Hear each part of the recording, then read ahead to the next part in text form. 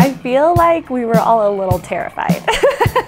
Just a little, like, what did we sign up for? Okay, so I love that there's a dinosaur chasing us also. I feel like that's not a safe bet.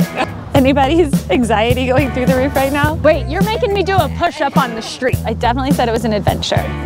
So y'all signed up for it.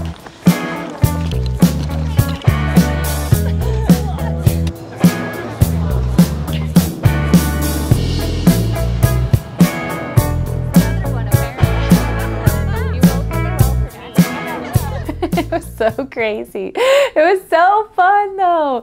So it was really cool because we showed up and everybody was kind of strangers. And I said, I don't really know exactly what it's gonna look like today. I know we're playing this really cool game. And everybody was like, are you sure? And then we just did it and we had the best time. We acted like dinosaurs were chasing us through town and we played, and play is so essential to a human being's health and vitality, and we played together. I run the Beauty Boost Flagstaff. It's a community for women to feel healthy, empowered, and beautiful. And we just do it through various events, like we do yoga workshops, retreats, panels, socials, things like facials and massages and Reiki, and just anything that can connect you with your health and your community and other women. The home office comes up with a blueprint of what these events should look like, and then I find local businesses and plug them in to the events and find a yoga instructor, find this, find that. And then I also get to find other random things that are unique to our city, like Missions and Madness. So whenever we're picking companies to work with, we're looking for companies that match our branding, you know, which is usually to a target similar audience, a woman, very feminine. And Missions and Madness is not that. I was talking to Rachel Kerr, the founder. I was like, I'm gonna do this weird event with this company called Missions and Madness, and it doesn't look like it's on brand, but I think it's gonna be a really cool event. And she was like, okay, go for it. I was like, okay. So I just went with it, and creating the graphics was interesting because I couldn't really put like all the graphics together the way Missions and Madness looked. I had to make it pink to make it match our branding a little bit better. But I just knew that the game would fall in line with our mission, and that it would be to create community, and it would be a really memorable moment for our guests. Everybody that signed up for that event really came with an open mind to do an adventure, you know, and to get outside their comfort zone. That's the whole point of an adventure. So I think it was, the expectations were clear that we were going to do something crazy. And so we were just unfolding what that was. You could tell there were some people that were holding back in the beginning, not voicing their opinion right away. And then by the end, they were very vocal. I wasn't surprised that I was the first team leader, but I really like that there's multiple leaders and that you're not the leader the whole time, because, you know, everybody has different personalities, and so it was really cool to have different people rotating out as leaders.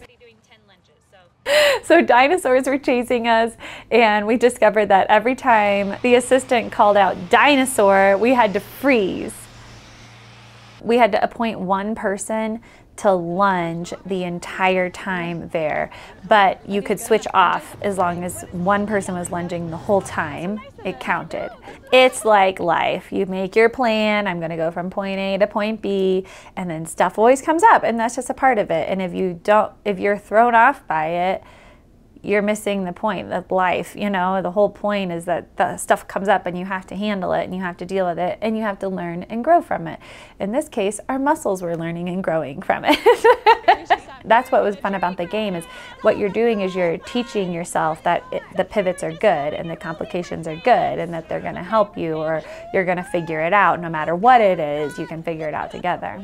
The lungers were super far away, and when somebody called dinosaur, we were in the middle of pay and take where there was a ton of people around, and so nobody could hear the dinosaur, and so they just kept lunging. We were like, dinosaur! And then they finally heard it. So we learned that we need to stay closer together. Having to do extra work is a good motivator for people to speak up and say, wait, I have a better idea. I don't want to do extra push-ups. Let's do it like this, you know? So that it kind of incentivizes people to, if they have an opinion, to use it, or else we're all going to be in pain. you had to answer questions about your surroundings. We didn't pay attention to where we were. So then the next time we had to answer those questions, we really paid attention to where we were before we left so that we could remember. Yeah, we got good at the questions. We learned our lesson the first time to do the questions, right?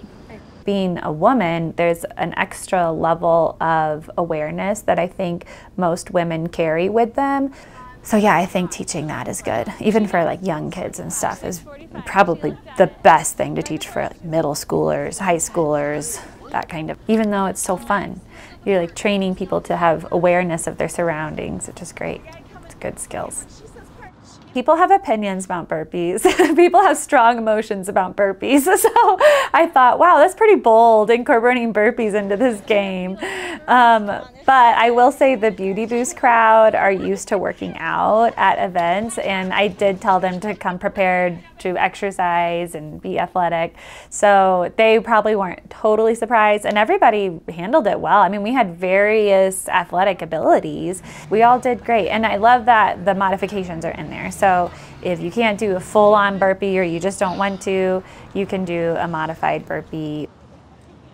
So, and I kind of know how long it takes me to walk 2 blocks, but then whenever you throw in the complications of carrying a human, it's like, I have no idea, and I have no idea of how long it is taking.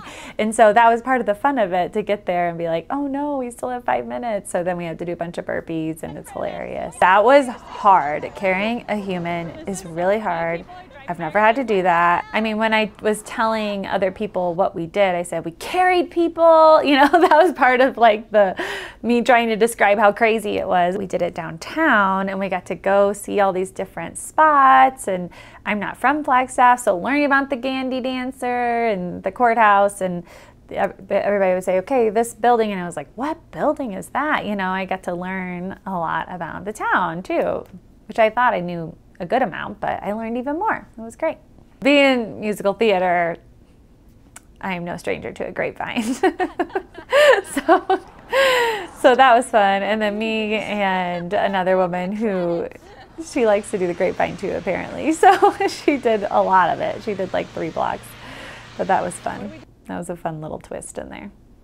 I can just see some like a big burly man doing it, but he probably wouldn't have done the jazz hands, although I can't do it without the jazz hands. I had to run. We had to double our time. That's what it was. We set our time, and then the madness was we had to cut the time in half. So basically it meant we had to run there, which was intense. And we made it. I think we made it, but it was also exciting too, because it was like our last leg, and we were just really excited about it. And it was a total success because that's what we did. We worked together and we had so much fun. And yeah, we were doing those push-ups on outside a Yogurt, and the people inside were like, what are they doing?